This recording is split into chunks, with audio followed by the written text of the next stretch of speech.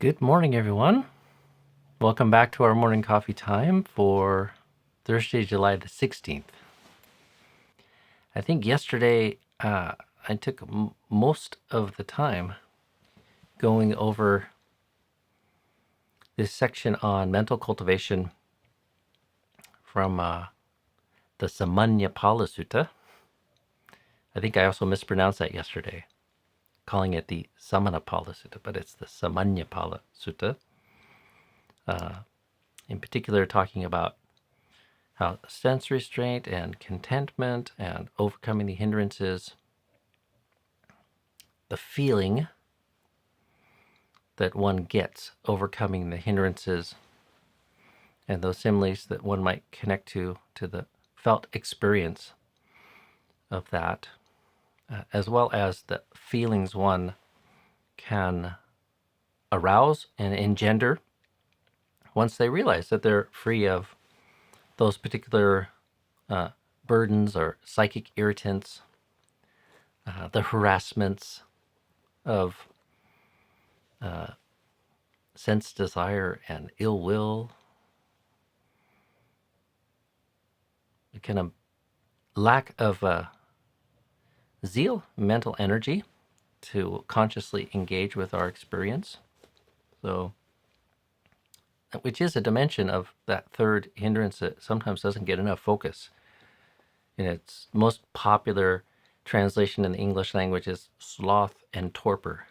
And many times when I sit down and meditate, if I'm examining my mind, sloth and torpor might not be going on. Like I don't feel slothful, and I'm not falling asleep. But sometimes the particular zeal or energetic kind of quality to engage with the practice and engage directly with the mind, apply the mind to the meditation theme or object isn't there, or feels like work, feels hard to get going. So like that's a deficit in the energy that is required to kind of bring the mind into these beautiful states of lucidity and serenity. And if you realize the mind is fit and ready to go, it's like waking up in the morning feeling rested and ready to face the day. That's a good thing. That's a blessing. You wake up feeling somewhat different, you know you got a challenge in front of you.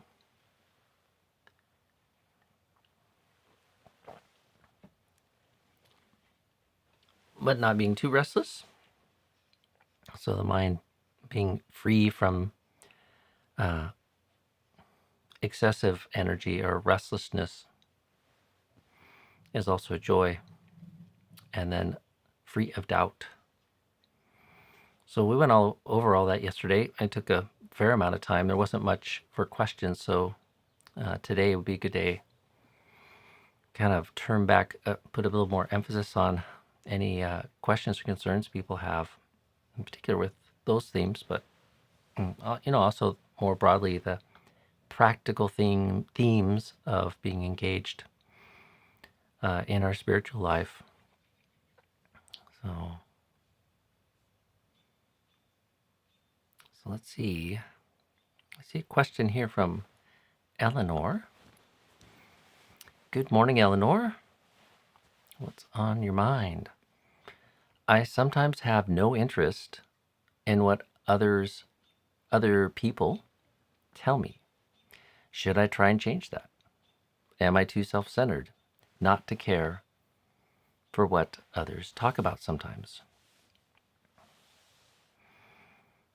It's hard to know. I'm sure it's a state of mind that many people can kind of relate to. And, our interests can't perfectly align with other people. And some of it might depend on the person, the relationship, and the context. But the more important question that I would sort of tease out of that is that kind of contemplation. Like, am I too self-centered, too self-concerned, and weak in my ability um, to really care for the concerns of others? So, and the whole project of the Dhamma can be, I think, contextualized in working to change the balance there. All the foundational aspects, starting off with good friends. Like, when one has good friends instead of bad friends, it's a little easier to care for the good things that they're involved in and interested in. Especially, like, if they're involved in good works as opposed to the trivialities of life. Or selfless giving goes a long way to shift one in learning to sort of relinquish that myopic, narrow constriction of the self and self-concern, and to give to others. And in particular, like, it might start off with physical giving, like really creating a very durable habit of sharing and caring and giving and looking for opportunities to give to others. But certainly some of the ramifications of doing that, one connects with the joy in being of service to others and being of aid to others, comfort, giving attention to others. So, just those two very foundational elements of the path can go a long way towards that. So, if that's a question in your life, and I think everybody struggles on some level, we're all selfish. We're all quite selfish, and it takes a great deal of work on ourselves to get over that and see how limiting it is in terms of the good that can be and the well-being that one can establish in oneself, in one's relationships, and in the world, if they can start to develop the mind, develop the heart that sees the benefit and overcomes the tendency towards undue self-concern, and the warmth and the joy and being of service to others. So,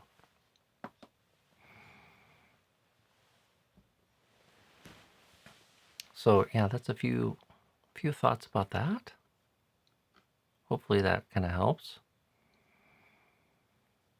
On the higher end or middling or the higher end of the scale, I'd say all the elements of the gradual training.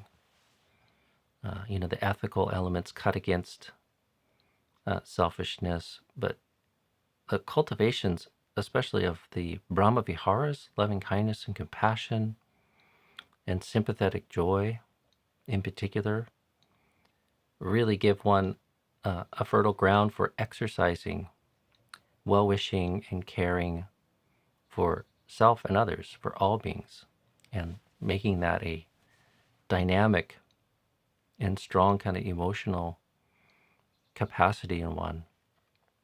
And this process of removing hindrances from the mind and there's a purification process that goes on in there, is very powerful in undermining self-centeredness and selfishness. So if that's a concern, then one would do well to cultivate the path, the whole of the path.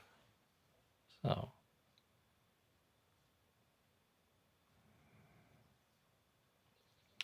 let's see, moving on.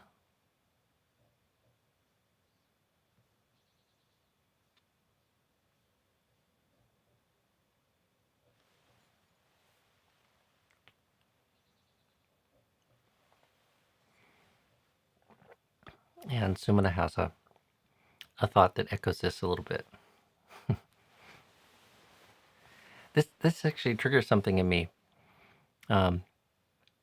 I think any serious practitioner struggles trying to live up to the aspiration of learning how to manage our speech and draw near to the standard that's laid out in right speech. And you know, there is a fair amount of advice of types of speech that really are quite kind of harmful, including just idle chatter. But that's a difficult one to sort of let go of. And probably one of the best skills in supporting some change in that dimension is to be sensitive to and review how it is that speech affects one. Like, it's not always easy in the moment and in the flow of engagement and conversation with others that we're in relationship with to kind of exert the control that we would like to, but like reviewing how one actually feels and what the effects are of various types of speech and the amount of speaking that we do, rather than just, you engage and you talk and then you go off and the mind is on the next thing. And living in the monastery, this, like, there's a lot of encouragement to be careful with speech and to speak little and speak in particular ways, and not just engage in an idle chit chat. But we're social beings, and especially like living in community, there's all kinds of speech that you inevitably kind of engage in and find yourself engaging in. And one of the things I found most helpful, just trying to get a hold on this dimension of practice, is really just like being sensitive to sort of like energetically, how do you feel after certain types of speech, certain conversations, and developing a real personal sort of sense for what it is that feels skillful and unskillful, and especially like in the gray zones, that can be really useful tool. But one needs mindfulness, and one needs to remember to reflect and recollect and really tune into sort of how it is that speech shapes us and changes us.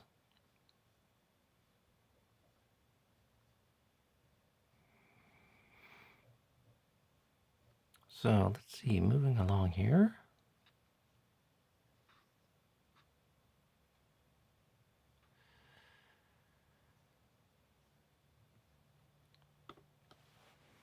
M. Vander, could you talk about the value of the precept of not sleeping on high or lofty beds?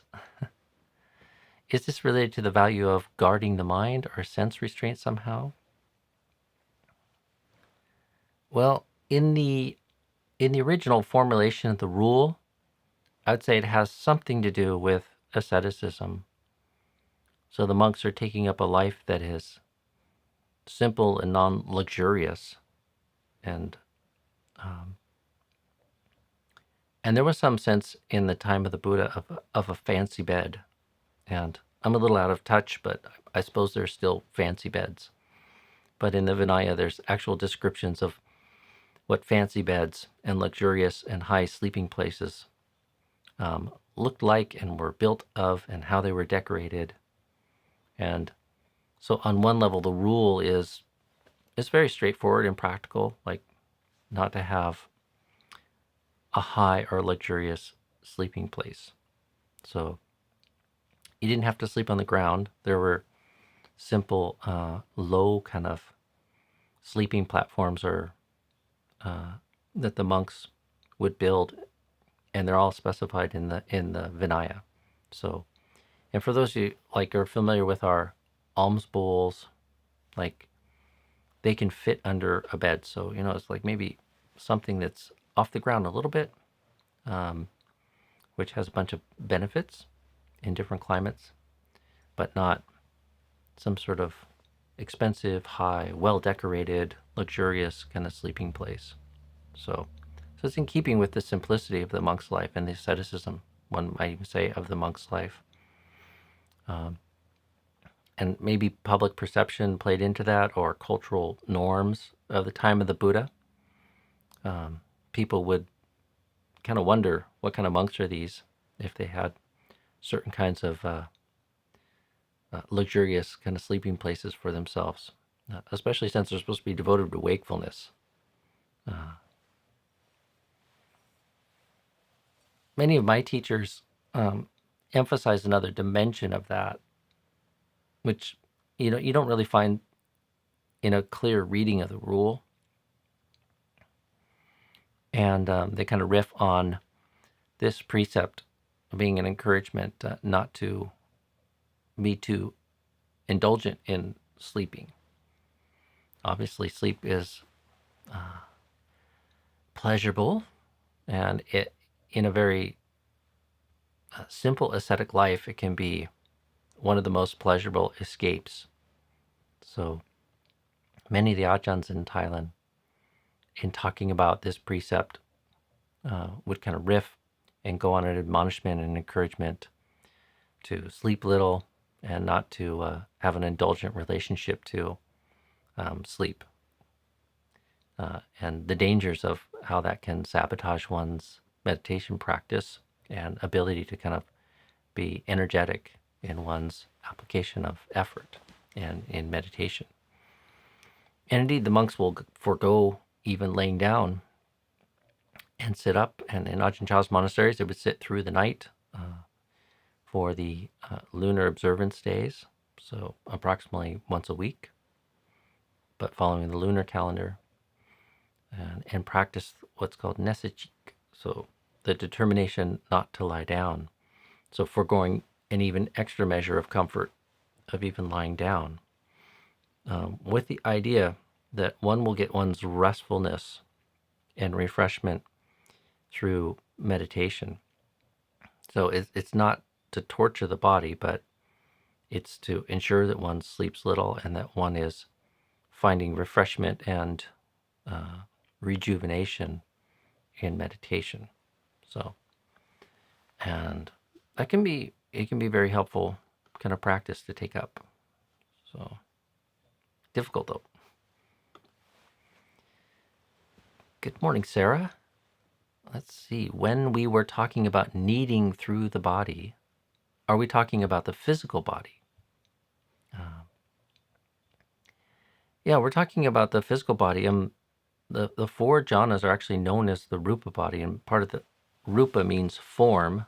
Sometimes it gets translated as body, but I think it's a little more general than that. But these are body-based meditations, but as the meditation develops, it moves more into a pure experience of mind and consciousness, but it's not divorced from the experience of the body. And especially in the earlier stages of cultivating the jhanas, the bodily experience needs to be, I'd say, purified or transformed. So like that joy and happiness, and generally even the perception of the body goes through a transformation. So like in breath meditation, the breath seems to fill and pervade the whole experience of the body in various styles, various ways people focus the mind. So as the mind becomes immersed in the sign of the breath, in the feeling of the breath, in the experience of the breath, that gets worked through the whole experience of the body. Eventually, it's more like the perception of the body, because we're moving more and more into a subtle experience of mind as the meditation develops. So, but to give a more simple answer, yes, the body. Like you want to knead it through the whole body. The whole body should feel joy and happiness.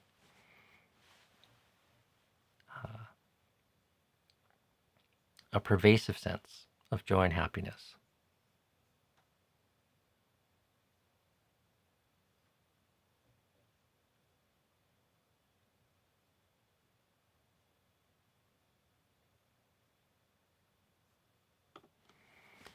Good morning, Nadine.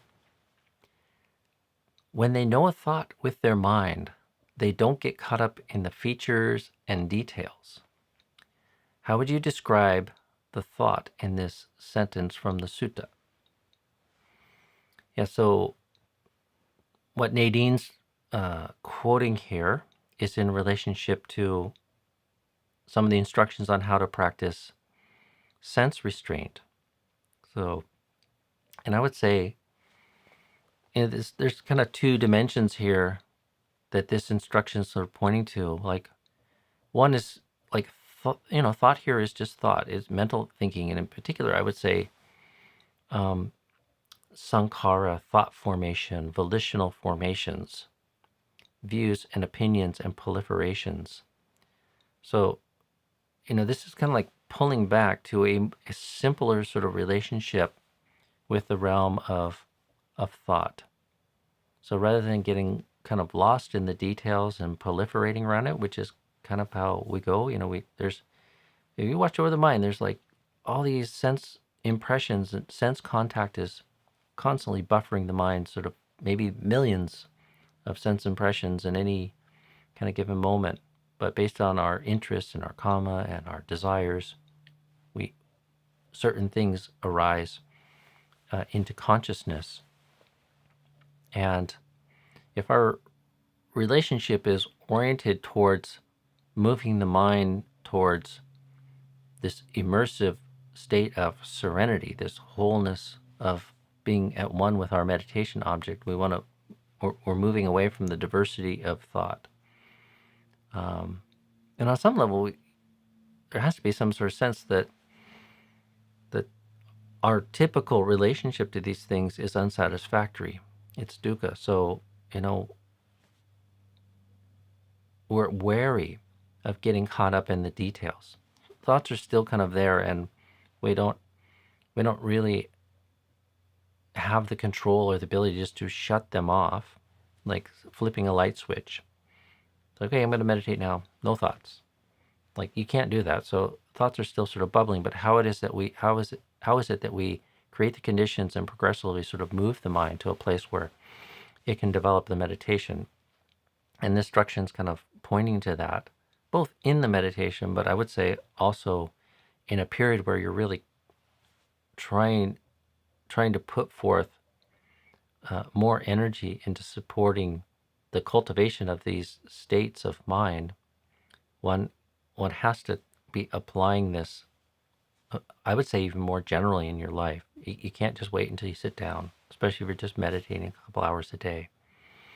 One has to put forth effort to kind of practice non-proliferation and having a more simple, maybe even utilitarian relationship with a lot of the thought processes.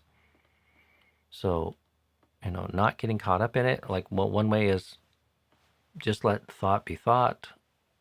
Don't proliferate around it too much. Don't get lost in the details. But also, there's another dimension to this, and it ties back into the conversation. Or I was highlighting yesterday this phrase that came up in the sutta of that might lead to overwhelming the mind. So that's speaking a bit more to sort of like how it is perception changes as we hone in on the details of an experience in consciousness, like the positive or the negative details. So,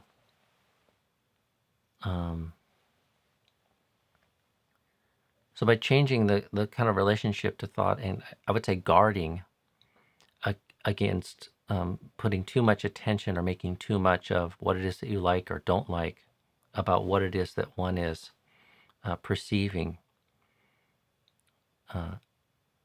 it changes sort of the course of how perception and thought itself kind of develops. So one can keep the mind from sort of moving to excessive greed or covetousness and ill will. So, like if you're mad at somebody, there's all these little details, and like the mind starts working in the background sort of over time, trying to sort of figure out and hone in and refine and magnify what it is that they did wrong. What is it that particularly offended you? What is it that particularly sort of hurts? Like, how dare they? They had the gall, you know. No, you want to just pull back to something simpler and not give space for those types of thoughts. Like, let go of those types of thoughts.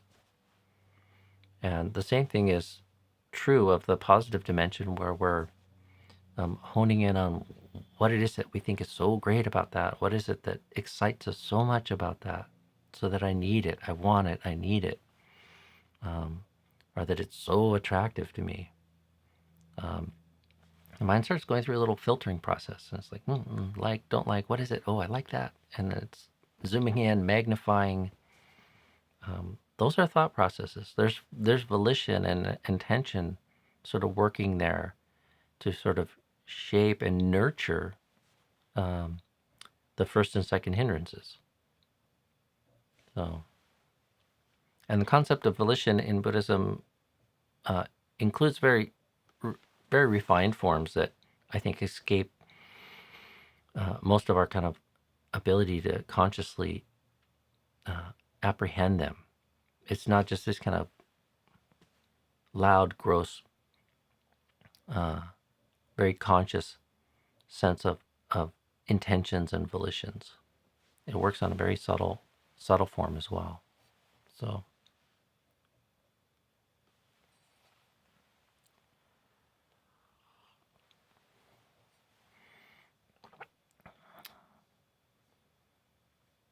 I see all kinds of talk of travel here.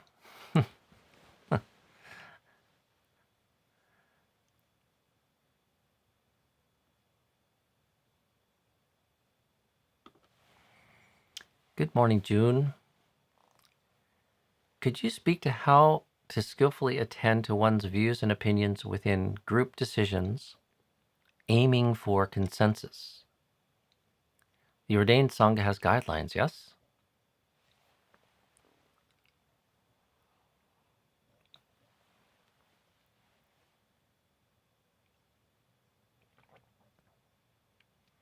Well, there's a couple things. I mean, in terms of Dhamma, there's all these different teachings about the dangers of holding to views and opinions.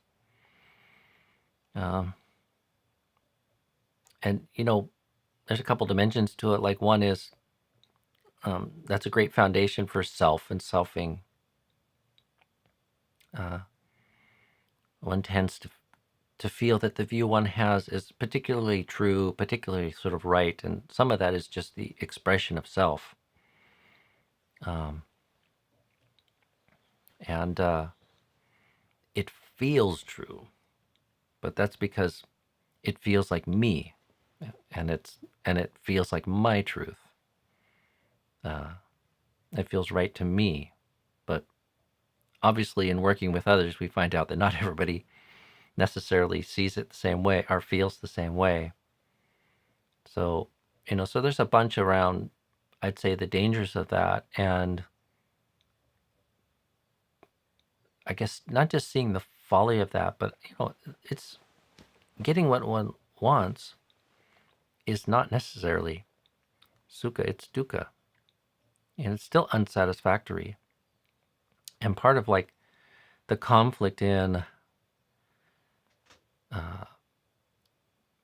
trying to work things out with others and work together with other human beings is we're overly wedded to our own preferences, our own views, and our own kind of opinions, and it's not like the wisdom faculty reminding us that in the end this is all unsatisfactory and dukkha is maybe not loud enough or strong enough in reminding us clearly enough in that sort of process.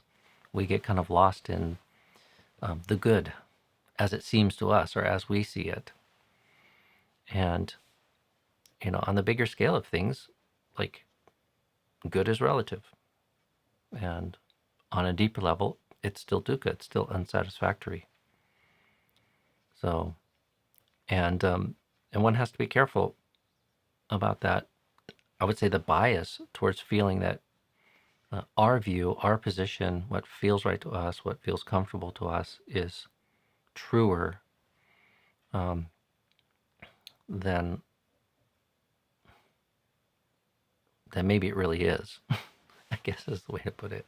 So there's an encouragement to be yielding and cooperative, and to be selfless, and to put the wishes and desires of others ahead of one, which kind of cuts against the tendency for us. So, in this beautiful sutta, which I'm sure you've come across before, where there's three monks living together in the most idyllic kind of way, and the Buddha comes to visit them, and he's talking to them about how they're doing in their practice and living together, and they describe how it is that they live together, and why it is that they get along so well. And one of the things that they highlight is, I think to myself, like I practice both in thought and in speech and in actions, loving kindness towards the others that I live with. And then also I think to myself, when we don't agree on a course of action, why don't I set aside my preferences and desires, and abide with the others? So there's like, that's part of the lubricant in getting along with people and living in a harmonious way, is one consciously is looking to kind of counter that bias, and they're devaluing this kind of need to kind of have things one's way, and to get one's way. So, and obviously, I guess there's maybe some sort of balance in those two factors that needs to be struck at, but even to be inclined and to see the value, and to try to lean in that other way, I think goes a long way. Most processes in Sangha are consensus, but they don't have to be. The Sangha needs to sort of meet to do their business and make decisions, and those need to be consensus decisions. But part of the reason they're able to get to consensus decisions is people do have an appreciation for not always getting what they want, and a deep appreciation of living in harmony and not being in conflict. And that's more important than getting one's way. Or even on some level, and with some things, certainly, doing what one thinks is right. There's all kinds of decisions we have to make in a community. Some of them are relatively arbitrary. And yeah, sometimes the community is going to make a decision that counters one's correct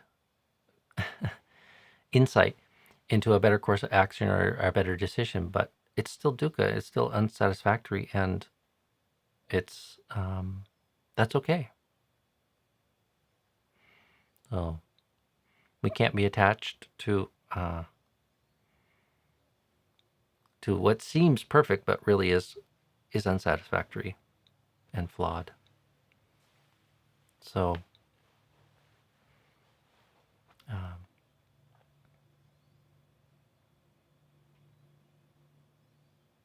I'd say personally, like, it took me a while to grow my ability to sort of share my view and opinion and say my piece, but be like genuinely accepting of the decision that the group I was working with in the monastery, or the sangha as a whole, made. Without any sort of sense of, oh, I told you so, or you should have listened to me, or when I wouldn't get my way, continuing this kind of internal narrative of hoping they would fail, or criticizing the decision was made or something. It's like, like for harmony's sake, you go through a process and then you need to kind of let go of it. And just think of how our politics would be if we had politicians that could behave more in that way. You win and you lose, but we're all in this together.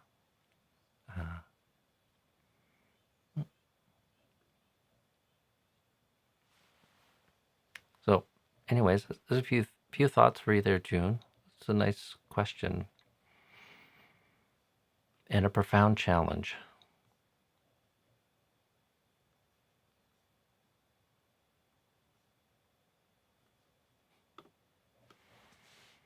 Good morning, Brandon. How to let go of desire for romantic relationships?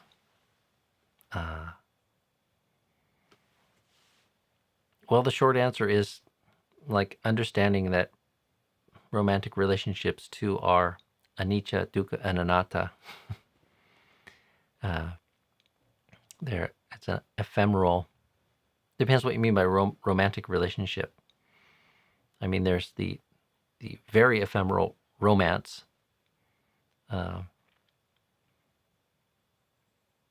which lasts, I don't know, a number of months, maybe even a dozen or a couple dozen. That's one way romantic relationship is defined. And it's a delightful thing while it lasts. But it's anicca and it is dukkha. It is unsatisfactory, no matter how sublime and exciting and thrilling and good it can be. Ultimately, it doesn't satisfy. It doesn't take one to lasting completion and contentment. So I don't want to trash romantic relationships, but the Buddha's advice is that we should reflect on the gratification and the danger in sensuality and the escape. And for most people, that will never make any sense at all. And for you, for those people, I'm not talking to you. And I'm not judging you, but for people that have some question, or like maybe yourself, I mean, how to let go of desire, I mean, obviously you have some inkling that romantic relationships aren't the be all end all, and don't take one to sort of completion and everlasting psychological and spiritual happiness. There's already some inkling and sense of what the limitations are, and how there might be other forms of wealth and happiness that supersede that. So just like nurture that, and on a practical level, if you don't want to invest much in that, then you can make certain determinations for oneself, but it's a very powerful force. So be careful about your determinations. Make ones that you can reasonably sort of keep.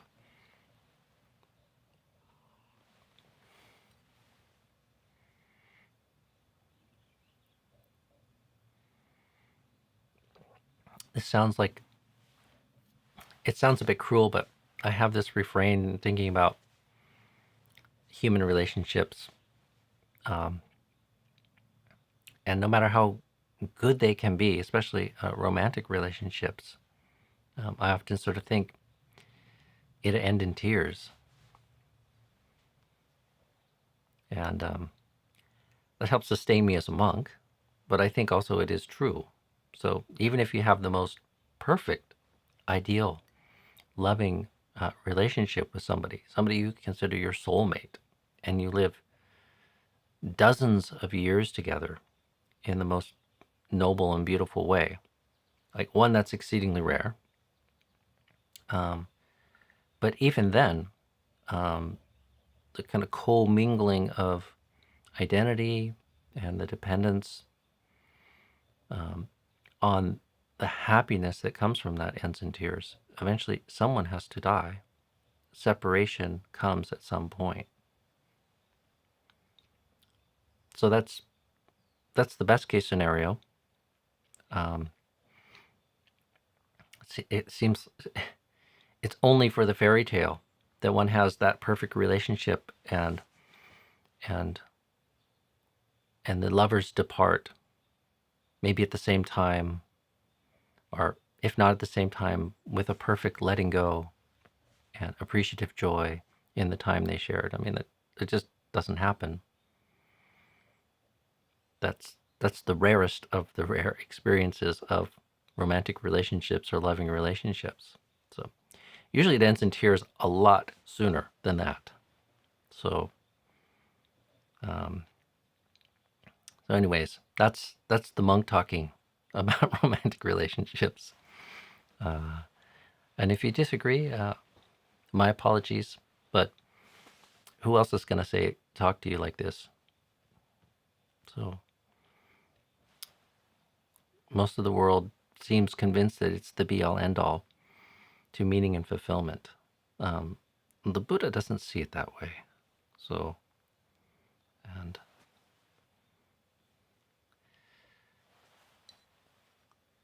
and yes, you're all welcome to disagree. For some, that will make sense.